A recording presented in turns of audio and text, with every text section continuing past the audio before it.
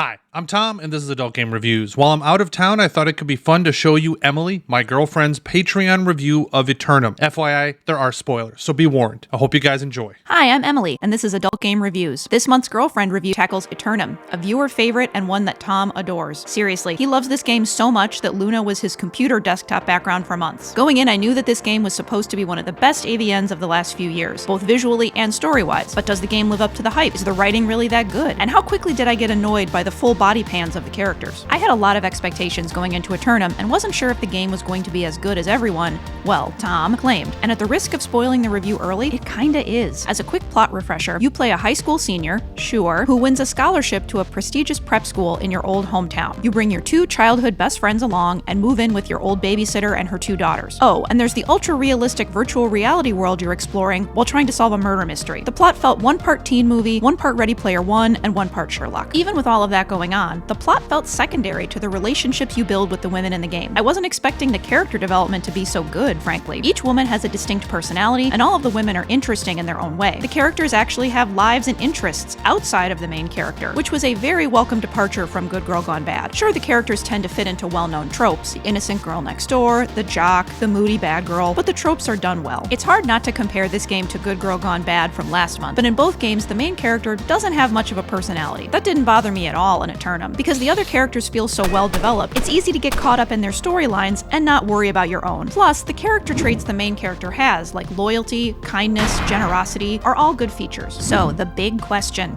who is my favorite character? Besides the obvious answer of Chang, I really like Annie, Dahlia, and Nova, in that order. At one point, Dahlia says she can squat 285 pounds, which, damn, Dahlia, you are lifting goals. Annie just seems like she would be fun to hang out with and game with, and Nova is a good mix of fun and crazy. Coincidentally, I also think my personality is a mix of these three women, although I'd like to think I'm not as spacey or obsessive as Nova. But for the record, every woman becomes a hacker when they are trying to get info on a new crush. It's a scientific fact. Also, which Eternum girl are you? Feels like a BuzzFeed quiz I'd take right after finishing which Sex and the City character is your spirit animal. And yes, I'm making a Sex and the City reference just so Tom has to include a clip. Sex and the City. Shh. That's all you get for your life. Beyond the characters, I was surprised at how funny this game is. During his first playthrough, Tom would call me over to his computer to replay specific scenes he thought were hilarious, especially ones with Luna's dad. At the time, I didn't know much about the game or the characters, so I would politely smile and nod and go back to Dreamlight Valley. Now that I've played the game, I can officially say, Tom, you were right. Yeah, cue the trumpets and fireworks. I set that thing up 15 years ago. Hey, where's the clown? Seriously, I did laugh out loud multiple times, especially in scenes with Chang. This game does visual humor better than some AAA games I've played. The developer employs cutaways or jump cuts very effectively. Goes to show that simple techniques and good writing go a very long way. Humor in games is really hard to pull off without feeling forced or relying on pop culture references. Not that I would know anything about that, but I think about the scene where you're introduced to the different personal trainers at the gym. I was dying. Not to mention the running gags, inside jokes between characters. Did I mention Chang? Anyway, Chang for President 2024. The most fascinating part of playing this game was the glimpse it gave me into the straight male mind. The main character in Eternum is genuinely a good person who wants to make the women in his life happy, and then, ideally, have those women touch his Mr. Mushroom Head, Purple-Headed Yogurt Slinger.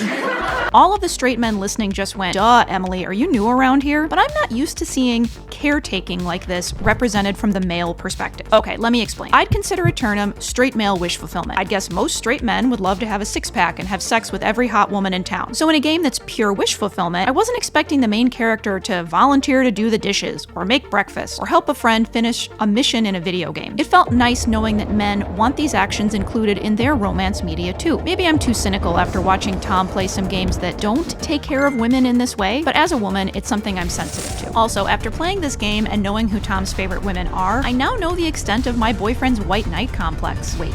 Does this mean I'm secretly broken and need to be saved? Tom, if you're listening to this, the only way I can be made whole again is if you fix the broken handle on the bathroom door. And while you're at it, the dog needs to be walked. Holy crap! Run away, run away, run away, run. Okay, so while I did really enjoy this game, there were a few things that bothered me.